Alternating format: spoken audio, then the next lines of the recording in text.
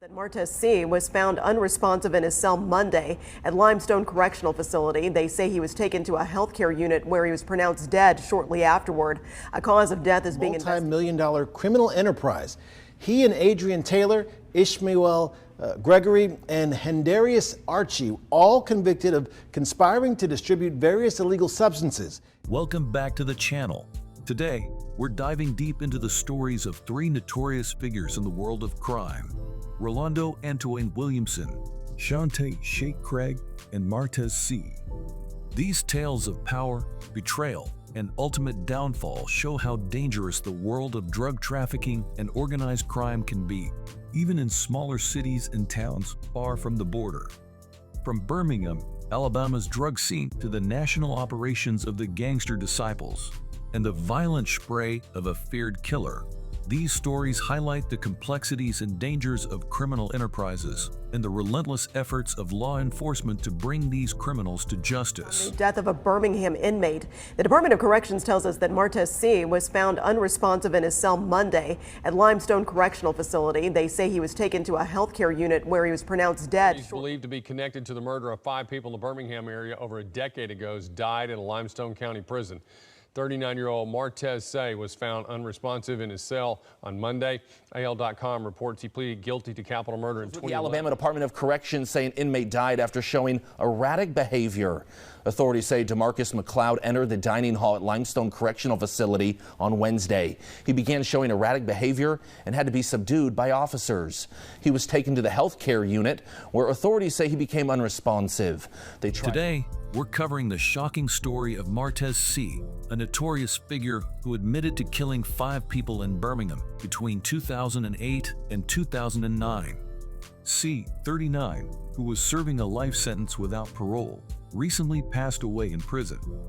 Martez Seay managed to avoid the death penalty over a decade ago by pleading guilty to capital murder in a 7-month crime spree.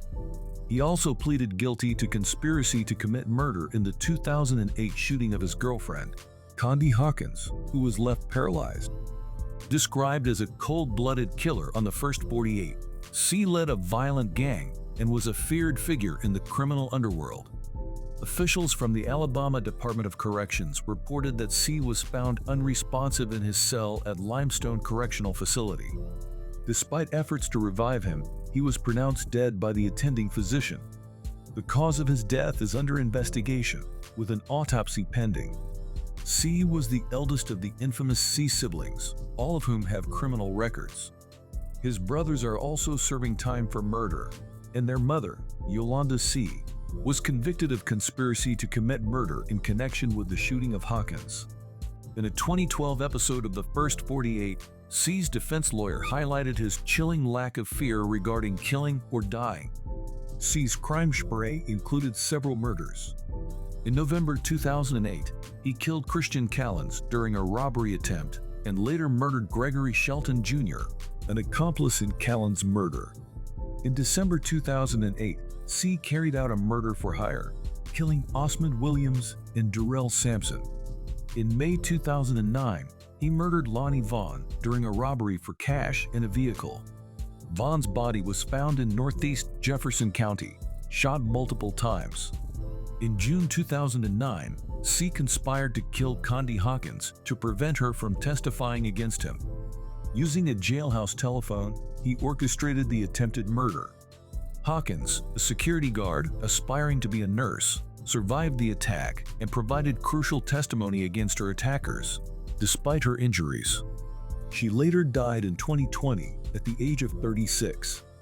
Michael Mays, one of the shooters, pleaded guilty to Hawkins' shooting and 2 other murders. Investigators identified Seay as the triggerman in at least 4 of the 6 shootings.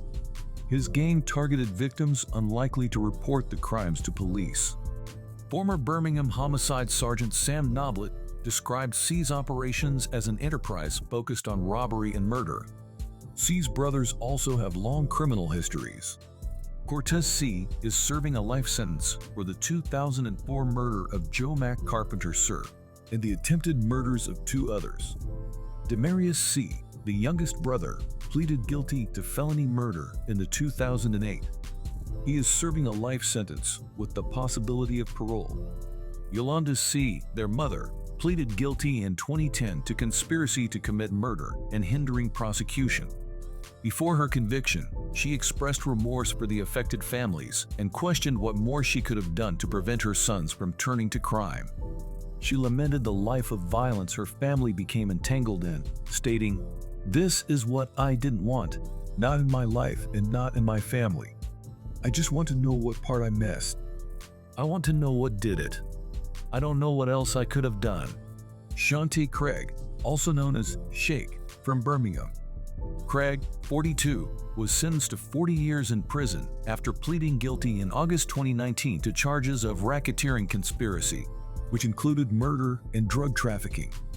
As a board member, Craig held the highest-ranking position in the Gangster Disciples, second only to the chairman of the board.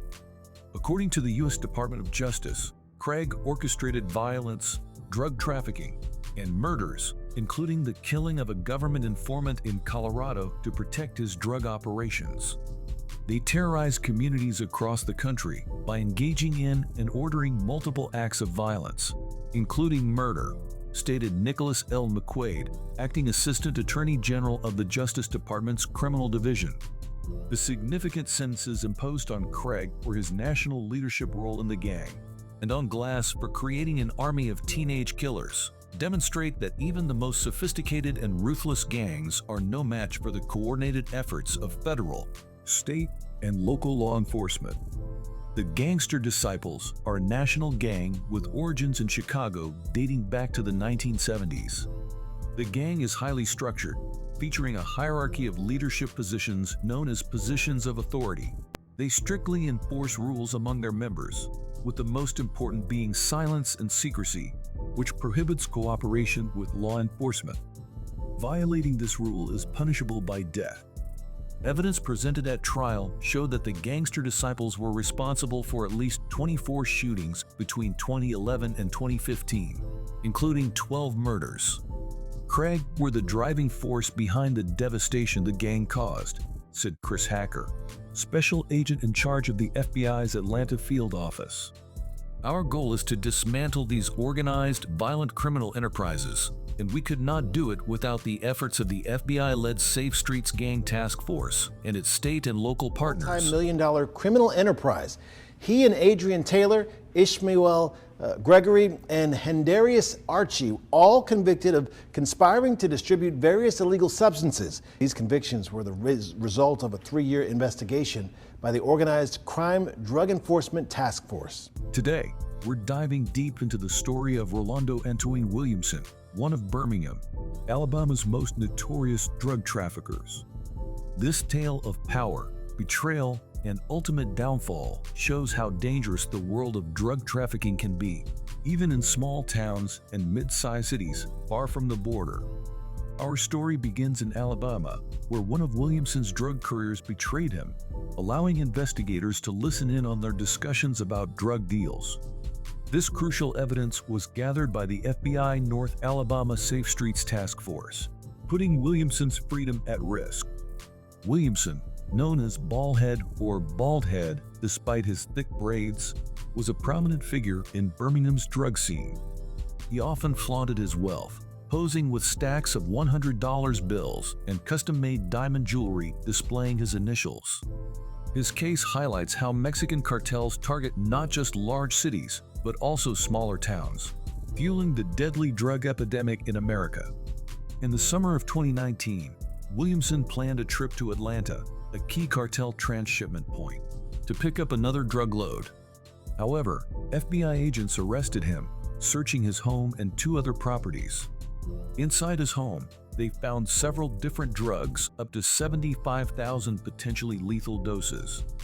Federal grand jurors in Birmingham indicted Williamson and 18 of his associates. Despite their efforts, agents couldn't identify his main cartel link, a man known only as Meme from Monterrey, Mexico. Meme was believed to be with the Gulf Cartel, a group that has long dominated Monterrey. Williamson earned a rare kingpin designation, meaning he directed an expansive drug trafficking network throughout Birmingham. This also meant that if convicted, he faced an automatic life sentence without parole. His network was particularly influential on Birmingham's west side, where he directed numerous people in his drug operations. Many of Williamson's associates feared testifying against him. He chose to remain silent and took his chances at trial. Prosecutors had a strong case, including WhatsApp messages about drug deals and a recording of a revealing chat with a Mexican business associate who had turned FBI informant. Jurors saw photos of Williamson posing with expensive jewelry and large stacks of money on Snapchat. His fleet of cars included a Dodge Charger Hellcat and Cadillac Escalades. In April 2022, jurors convicted Williamson of running a criminal enterprise that trafficked various drugs. In August, he was sentenced to life plus 10 years in prison and received a money judgment of over $36 million for trafficking drugs. Williamson now serves his sentence in a high-security prison in Louisiana. His attorney is working on an appeal, but the details remain undisclosed. Williamson's rise to power began in Bessemer, a modest suburb of Birmingham, where he built a drug network that supplied the city's west side for years. Interestingly, one of Williamson's trusted dealers was a popular youth football coach who urged his players to stay away from drugs. Despite his aspirations for power, Williamson's drug empire faced internal conflicts, jealousy, and betrayal. Before becoming a kingpin, Williamson operated in the shadow of Birmingham's infamous drug trafficker, Billy Williams Jr., also known as Champ. Champ was considered the main supplier of the city's west side by 2010. In 2013, FBI agents ambushed Champ, leading to his arrest. He was eventually sentenced to nearly 22 years in federal prison. With Williams in prison, an opening for control of the drug network emerged. Williamson seized the opportunity, expanding his network and establishing close ties with Mexican suppliers.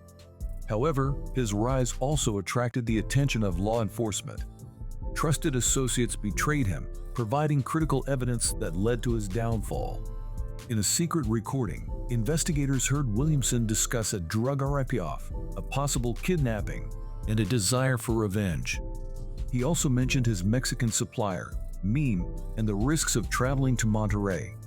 Despite his ambitions, Williamson's drug empire crumbled when he was arrested in 2019.